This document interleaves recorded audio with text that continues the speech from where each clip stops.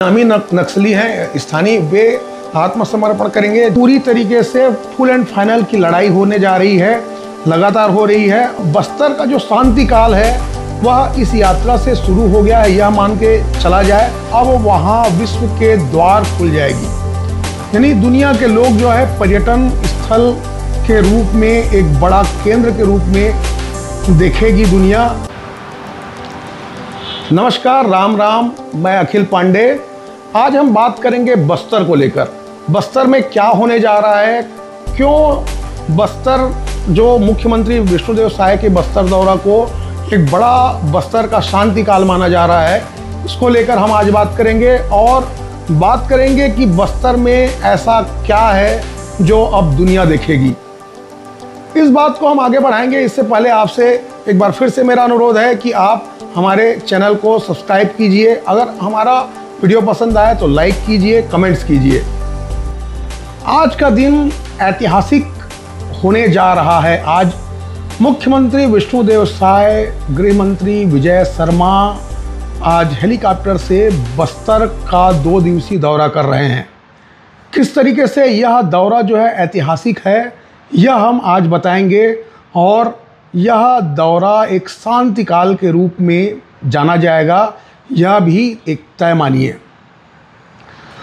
आज बस्तर का दौरा जो है वह 2 दिवसीय दौरा मुख्यमंत्री विष्णुदेव साय का है, और वह नियद नेल्लार योजना के तहत वहाँ शांति स्थापित करने के लिए एक बड़ा पहल, बड़ा कदम माना जा रहा है। बस्तर के अंदरूनी इलाकों में जहाँ पर जो वहाँ के गांव हैं वह नक्सलियों के चंगुल में था, उन गांवों में अब विकास की गंगा बहेगी।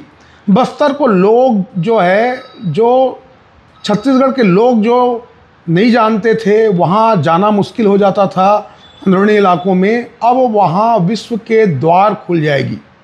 यानी दुनिया के लोग जो है पर्यटन स्थल के रूप में, एक बड़ा केंद्र के रूप में देखेगी दुनिया, यह उम्मीद की जा रही है। यह यात्रा काफ़ी अर्थों में, कई अर्थों में बड़ा महत्वपूर्ण है। और किस तरीके से महत्वपूर्ण है यही हम आज बताना चाहते हैं। आज जिस तरीके से आप जो विजुअल में देख रहे हैं कि मुख्यमंत्री विष्णुदेव साय और उनके सहयोगी मंत्री, गृह मंत्री विजय शर्मा साथ में किस तरीके से हेलीपैड में उनका स्वागत हो रहा है, और स्थानीय लोग किस तरीके से उनका स्वागत कर रहे हैं, यह दृश्य आप देख लीजिए। एक तरीके से ऐतिहासिक होने वाला है। यह जो स्वागत के जो दृश्य देख रहे हैं वह किस तरीके से ऐतिहासिक होगा, यह हम आज बता रहे हैं। नक्सलियों की जो अनगूंज है वह धीरे धीरे शांत होती जा रही है, और किस तरीके से शांत हो रही है या तो आप लगातार खबरों में देख रहे हैं। और वहाँ बस्तर में किस तरीके से जो शांति काल स्थापित होने जा रहा है यह भी आपको समझ में आ रहा होगा। अब जो वहाँ सुरक्षा बल तैनात है, उन्हें एक टास्क दे दिया गया है कि अगले साल मार्च तक आपको यहाँ नक्सलियों का पूरी तरीके से सफाया करना है। अब नक्सलियों के खिलाफ जो ऑपरेशन है लगातार जारी है। ऐसा नहीं है कि आज 15 नक्सली मारे, 20 नक्सली मारे तो उसके बाद बैठ गया है, सुरक्षा बल आराम कर रहे हैं, ऐसी बात नहीं है। अब लगातार ऑपरेशन नक्सलियों के खिलाफ चलेगा। नक्सलियों के खिलाफ जो ऑपरेशन जो चल रहा है वो इस तरीके से लगातार चल रहा है कि नक्सलियों के बीच में हड़कंप मच गया है, और वे शांति वार्ता को लेकर दूसरी बार प्रस्ताव भेज चुके हैं। उनके जो माओवादी जो नक्सली हैं, उनके जो अनुषंगिक संगठन हैं, वे अब शांति की भाषा बोल रहे हैं, शांति वार्ता की पहल कर रहे हैं। लेकिन सरकार जो है अब तक इस बारे में सीधी बात कर रही है। कोई इधर उधर की बात करने के बजाय सीधी बात कर रहे हैं कि शांति वार्ता तभी होगी जब हथियारों से तौबा किया जाएगा नक्सलियों द्वारा। तो फिलहाल अब शांति की जो राह है वो आगे बढ़ रही है, ऐसा कोई उम्मीद नहीं है। या तो नक्सली हथियार छोड़े या फिर ऑपरेशन नक्सली जो है, अभियान जो चल रहा है सुरक्षा बलों का, उसके लिए वे तैयार हो जाए।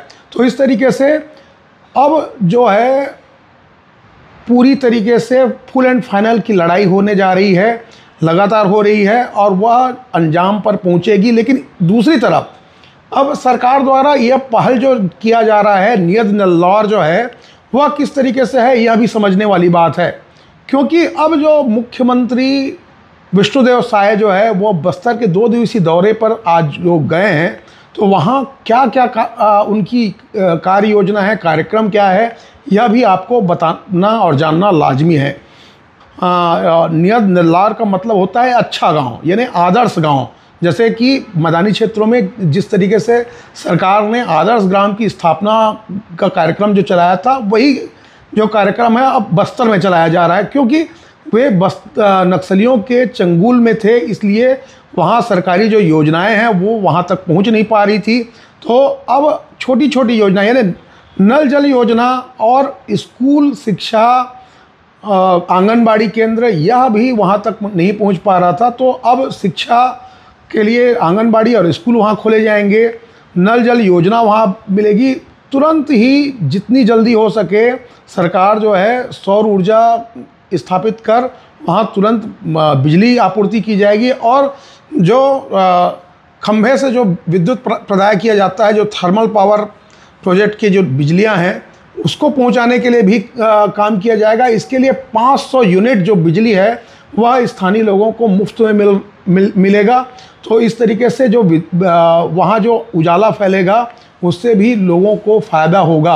अब इस तरीके से देखेंगे कि जहाँ पे जो फॉरवर्ड बेस कैंप है सुरक्षा बलों का, उसके जो 5 किलोमीटर के रेडियस में यह योजना जो है दी जाएगी। तो आपको मालूम हो कि लगातार नक्सलियों को भगाया जा रहा है, जो कोर एरिया है वहाँ से भगाया जा रहा है। तो जहाँ सुरक्षा बल का कैंप है वहाँ जो पहुँच चुका है, जो कैंप जो लग गया है, वहाँ से 5 किलोमीटर के रेडियस में आपको वहाँ सारी सुविधाएं मुहैया कराई जाएगी। जहाँ आज तक जो स्थानीय लोग हैं वे सरकारी तंत्र और सरकारी जो योजना है उसके बारे में जो जानकारी नहीं थी उसको आप देख पाएंगे। तो ये योजना क्या क्या है यह भी आपको बता देते हैं। इसमें उन्हें पीएम आवास मिलेगा, 500 यूनिट मुफ्त में बिजली मिलेगी, नल जल योजना, शौचालय निर्माण, आयुष्मान कार्ड, उप स्वास्थ्य केंद्र की स्थापना और नए स्कूल आंगनबाड़ी खोले जाएंगे। कृषि सोलर पंप जो है, बोरवेल भी कर सकते हैं वहाँ के स्थानीय लोग, और उसमें मुफ्त बिजली प्रदाय करने की जो योजना है उससे वहाँ के स्थानीय लोग जुड़ सकेंगे। इसके अलावा कनेक्टिविटी को लेकर भी जो है बसों की जो यातायात की जो सुविधा है उसको भी बढ़ाई जाएगी, मोबाइल टावर लगाए जाएंगे, सड़कें, नई सड़कें जो है उसको भी निर्माण के लिए आदेश दिए जाएंगे, टेंडर निकाले जाएंगे, उसकी भी घोषणा की जाएगी। इसके अलावा राशन कार्ड, उज्ज्वला योजना में जो मुफ्त सिलेंडर मिलता है उसका भी ऐलान किया जाएगा। इसके अलावा जो बैंक सखी है, बैंक तो तुरंत खोलना मुश्किल होगा, लेकिन बैंक सखी के माध्यम से स्थानीय लोगों को जो अपनी जमा पूंजी को लेकर या ऋण लेना है तो उसके लिए, या किसी प्रकार के जो काम कर रहे हैं उसके लिए धन की आवश्यकता है, तो बैंक सखी के माध्यम से वे काम कर सकेंगे। एटीएम की सुविधा हो जाएगी। कौशल विकास जो है, वन अधिकार पट्टा है, कौशल विकास को लेकर जो ट्रेनिंग दी जाएगी, प्रशिक्षण दिया जाएगा, वह भी उनको मिलने लगेगा। इसके अलावा खेल मैदान की भी घोषणा होने वाली है। ऐसे सरकारी जो योजनाएं हैं, जो व्यक्तिगत लाभ के ऐसे 22 योजनाएं हैं, 32 योजनाएं हैं, उसको लेकर वहाँ मुख्यमंत्री जो है ऐलान करेंगे। इसके अलावा जो सुरक्षा बलों के जो अधिकारियों हैं उससे सुरक्षा संबंधी जो रणनीति है उसकी समीक्षा बैठक लेंगे।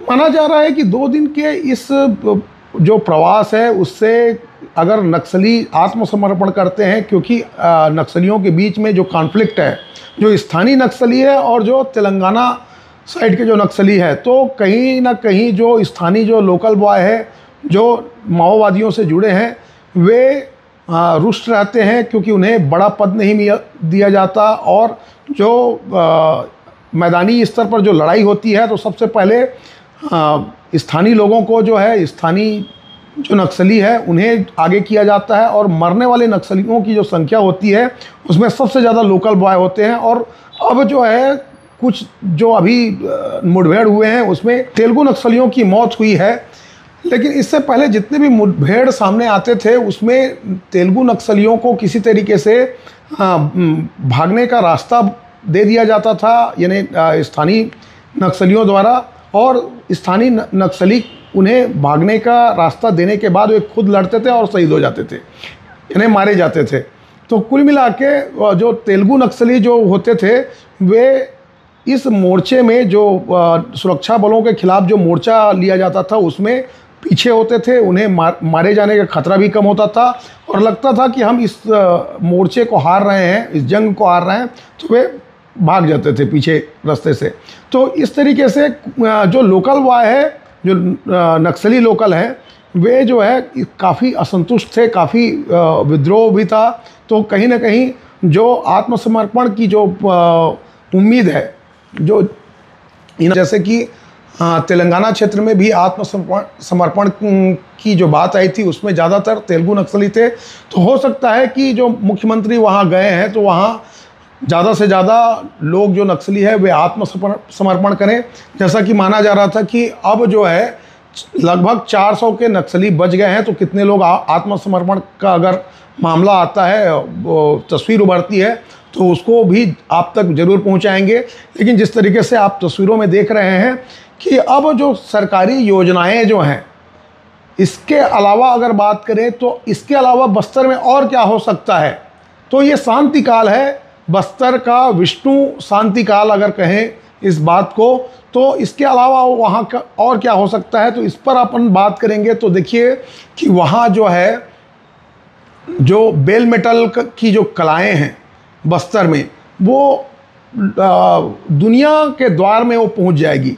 बस्तर काफ़ी भी वहाँ उत्पादित होता है, वह भी दुनिया के द्वार में पहुँच जाएगी। इसके अलावा जो वहाँ के पर्यटन केंद्र हैं, वहाँ लोकल लोगों को जाना मुश्किल हो जाता था, यानी छत्तीसगढ़ के जो लोग हैं या भारत के जो लोग हैं उनको छत्तीसगढ़ अगर सुनाई देता था तो उन्हें बस्तर याद आता था, नक्सली दिखाई देता था। तो इस तरीके से अगर बस्ती में शांति स्थापित होता है तो भारत के ही लोग नहीं बल्कि विश्व के लोग जो है, दुनिया के लोग जो है बस्तर को देख सकेंगे। और यहाँ ऐसे ऐसे पर्यटन केंद्र हैं, जैसे इंद्रावती नदी जो है, चित्रकूट का जो जलप्रपात है उसको लोग देखने आएंगे। माँ दंतेश्वरी की वहाँ जो घंटी की अनगूंज है वह सुनाई देगी। तो वहाँ लोग जो है पर्यटन स्थल हंदवाड़ा जो जलप्रपात है, जिसको लोग जाना मुश्किल हो जाता है, वहाँ दुर्गम इलाका है। तो जो ढोलकल पर्वत में गणेश की जो प्राचीन प्रतिमा है वहाँ तक लोग पहुँच पाएंगे। जो सड़कों का वहाँ विकास होगा तो पर्यटन केंद्र खुलेंगे। वहाँ जो कुटुमसर गुफा है, हल्बी और जो गोंडी बोली है उससे भी लोग अपरिचित है, वह भी लोगों के सामने आएगा और लोग जान सकेंगे कि किस तरीके से हल्बी और गोंडी जो भाषा है वह किस तरीके से उसका विकास हुआ, क्या है, उस पर रिसर्च हो सकेगा।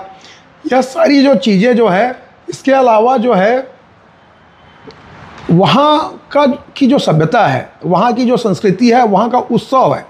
बस्तर में इतने उत्सव है, आप दशहरा महोत्सव जो है आप लोग जानते होंगे, उसको पूरी दुनिया देखेगी, पूरा देश देखेगा। लगभग 1.5 महीने तक बस्तर दशहरा जो चलता है और बड़ा उसका विहंगम दृश्य सामने आता है, तो उसको लोग नहीं देख पाते, वह भी लोग देख पाएंगे। इस तरीके से जो बस्तर का जो शांति काल है वह इस यात्रा से शुरू हो गया है, यह मान के चला जाए।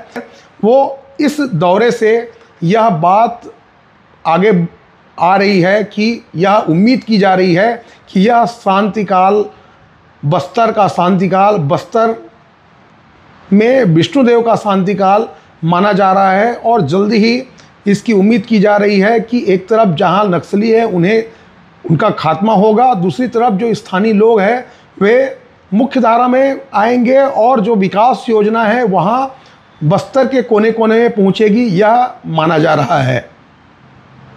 जय हिंद।